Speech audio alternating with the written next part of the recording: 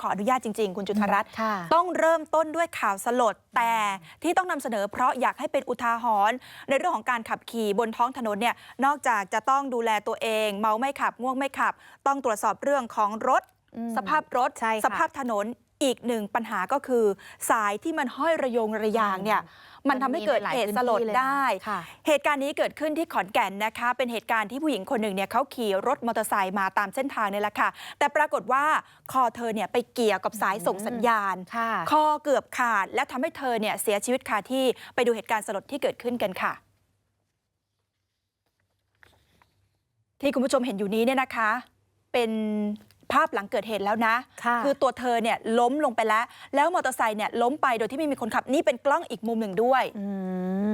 ในวงกลมสีเขียวคือผู้หญิงที่ไปประสบเหตุส่วนวงกลมสีแดงเนี่ยนะคะเป็นผู้ชายที่นั่งอยู่บนรถบรรทุกซึ่งคาดกันว่ารถบรรทุกคันนี้เนี่ยไปเกี่ยวเข้ากับสายส่งสัญญาณแล้วทำให้สายเนี่ยมันห้อยลงมาผู้หญิงอีกคันที่ประสบเหตุเนี่ยเขาขี่มาพอดีเขาก็เลยเนี่ยนะคะคอไปเกี่ยวกับสายที่มันห้อยลงมาจังหวะ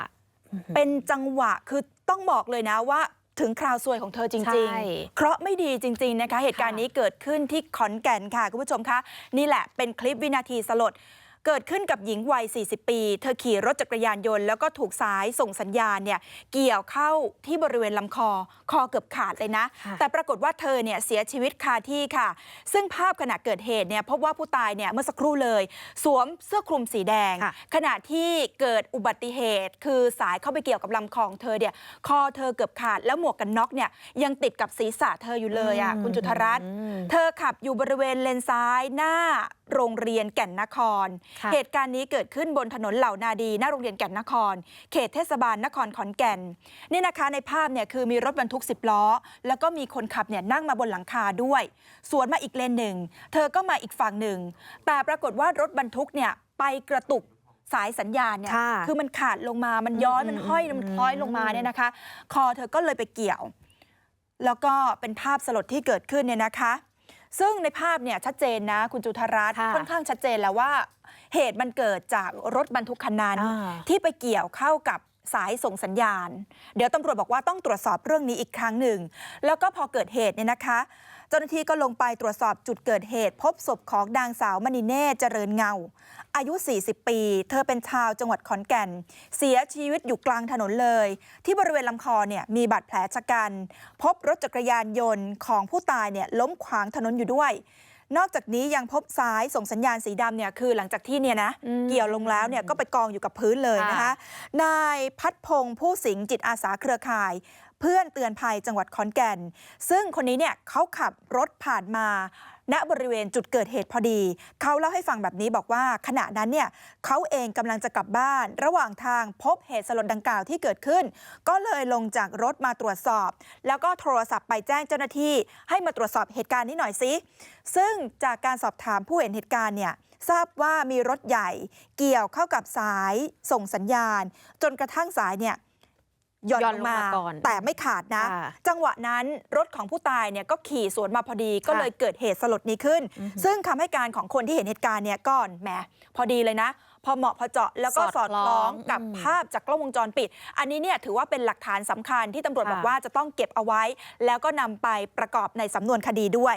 ในวันนี้ทางครอบครัวและญาติของผู้เสียชีวิตก็ต้องเร่งทำความสะอาดศาลาพักศพภายในวัดป่าเทพนิมิตรวนารามนะคะเตรียมตั้งศพจัดพิธีทางศาสนาโดยนางสาวชดาวันปัญญาพิมพ์อายุ17 ปีลูกสาวของผู้เสียชีวิตก็เปิดเผยทั้งน้ำตากับผู้สื่อข่าวค่ะบอกว่าแม่เป็นเสาหลักของครอบครัวคอยหาเงินมาส่งเสียเลี้ยงดูทั้งพ่อทั้งตาทั้งยายและพี่สาวเพราะส่วนใหญ่ป่วยแล้วก็มีโรคประจำตัวทำงานกันไม่ได้ก็อยากให้หน่วยงานที่เกี่ยวข้องเข้ามารับผิดชอบในเรื่องที่เกิดขึ้นค่ะหลังจากนี้ตัวเองและพี่สาวก็คงต้องหางานทำไปพร้อมๆกับเรียนหนังสือเพื่อจะหาเงินมาช่วยเลี้ยงครอบครัวค่ะคนที่ทำให้แม่เจ็บที่ให้แม่ตายก็อยากให้มารับผิดชอบตอนนี้พ่อก็คิดด้วยกับแม่ไม่ค่อยกินข้าวแค่นี้ก็มีแค่พี่สาวคนเดียวที่หางานทำอยู่ก็ไม่อยากให้แม่ไปเร็วก็เลยว่าเจ้าของร้านก็จะเป็นเงินช่วยทำสุขให้อีกทีนึงทีนี้นี่น่ะ ก่อนเกิดเหตุเนี่ยลูกสาวของผู้ตายบอกกับผู้สื่อข่าวของเราด้วยนะบอกว่ามันเหมือนมีลางบอกเหตุนะคุณจุธารัตน์เพราะว่าช่วงเช้าก่อนเกิดเหตุก่อนที่คุณแม่จะออกไปทำงานเนี่ยคุณแม่เนี่ยกำชับแล้วก็บอกกับตัวเองเลยนะบอกว่าถ้าแม่ตายเนี่ยให้ไปเก็บของมีค่าทั้งทองทั้งบัตร ATM เก็บไว้ให้ดีนะลูกแล้วก็ดูแลพ่อให้ดีด้วยแล้วแม่ก็จากไปทำงานออกไปทำงานทั้งวันค่ะจนกระทั่งพอถึงตอนเย็นปุ๊บเธอมาทราบอีกทีว่าแม่เนี่ยเสียชีวิตแล้วเธอบอกว่าเสียใจมากนะเพราะว่าแม่ก็เป็นเสาหลักของครอบครัวด้วยเนี่ยนะคะจากการสอบถามญาติของผู้ตายคุยกันบอกว่าจะจัดงานศพไปจนกว่าจะมีคนมารับผิดชอบเรื่องนี้เพื่อเรียกร้องความเป็นธรรมให้กับผู้เสียชีวิตแล้วก็ครอบครัวหากไม่มีใครรับผิดชอบเธอบอกเลยนะบอกว่าจะไปยื่นเรื่องที่ศูนย์ดำรงธรรมจังหวัดขอนแก่นเพราะว่าเรื่องนี้แน่นอนว่าต้องมีคนรับผิดชอบสายที่มันห้อยลงมาเนี่ยเป็นเพราะว่ารถคันเมื่อกี้หรือเปล่าหรือเป็นเพราะว่าสายเนี่ยมันชำรุดหรือเปล่านี่แหละอาจจะเป็นสาเหตุสำคัญอย่างหนึ่งนะที่ทำให้ก่อนหน้านี้เนี่ยมีข่าวว่าจะต้องเก็บสายทั้งหมดลงใต้ดินใช่ไหมคะนอกจากจะส่งผลดีต่อทัศนียภาพของเมืองขอนแก่นแล้วเนี่ยก็ส่งผลดีกับคนที่เขาใช้รถใช้ถนนด้วยปลอดภัยต่อชีวิตทรัพย์สินด้วยนะคะค่ะส่วนเรื่องของคดีเนี่ยตำรวจภูธรเมืองขอนแก่นบอกว่าตอนนี้ก็กำลังสอบสวนแล้วก็จะลงพื้นที่นะก่อนหน้านี้คือลงพื้นที่ไปแล้วก็ไปเก็บหลักฐานมาแล้วแบบนี้เนี่ยนะคะหลังจากนี้ก็ลงพื้นที่อีกครั้งหนึ่งเพื่อที่จะไปเก็บหลักฐานเพิ่มเติมโดยเฉพาะภาพจากกล้องวงจรปิดทั้ง2มุมคือมุมที่เกิดเหตุเมื่อสักครู่เราให้เห็น2มุมถูกไหมคะกับมุมหลังเกิดเหตุที่ผู้เสียชีวิตเนี่ยโดนเกี่ยวคอเกือบขาดไปแล้วก็มอเตอร์ไซค์เนี่ยก็คือวิ่งต่อไปแล้วก็วิ่งต่อไปโดยที่ไม่มีคนขับขี่เนี่ยนะคะแล้วก็ตำรวจบอกว่าเรื่องนี้แน่นอนว่าต้องให้ความเป็นธรรมกับผู้เสียหายผู้เสียชีวิตด้วยเนื่องจากว่าครอบครัวก็ฐานะค่อนข้างยากจนค่ะ